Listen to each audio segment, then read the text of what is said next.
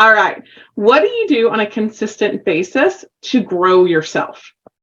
Yeah, great question. And actually, believe it or not, one of our core values at BAM is that learners are earners, and that we want to be 1% better every day. So we're big believers in that too. I love that you bring that up. Things that I do is big into reading. Actually, I pulled over here. I keep a pretty decent stack of books on the desk. We share some of those. I have Traction over there on my bookshelf. Oh yeah, EOS. Yeah, I remember Beth mentioned that she's an implementer now, which is really cool. And I think that you could do a whole entire show or business on implementing for bowling centers, because it would help them so much.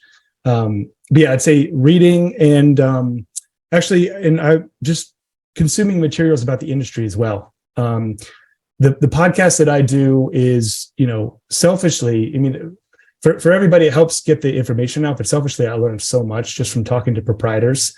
So that's a huge one, is that I just interview people who are, top of their class and get to learn all the things that they've done well, because fortunately, proprietors are just so sharing and open.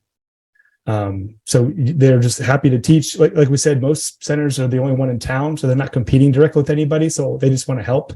And I learned so much from talking to those people. That's awesome. Speaking of your reading, you just said something that you try to be 1% better every day. Have you read Raving Fans in the past? I haven't. No, I got it from, what was it? Slight Edge. It talks about that, to say, I want you to do increase by 50% or anything, people will freak out about big numbers. But if you break that down and say, I want you to do 1% more this week than you did the last week, by the end of the year, you could be at that 50% plus, but you're not focusing on the big number. You're being 1% better than what you did before. And that people can grasp that, because it doesn't seem like too audacious. You put something too big out there, especially for the ones who are executing to hit those goals. Leadership loves big goals. Like leadership teams, they love those audacious out there goals. But the people who are doing it and executing, they can get very overwhelmed if the goal's too big. And so to talk about it down like that. And I mean, that's really how real life is, right? You don't make real life typically in giant leaps. It's typically a little bit each day is how you actually get to the goal too. Hey, did you like this video? Great. We make 10 of them a week. Subscribe to learn more and keep learning about what's working in the industry. Talk to you then.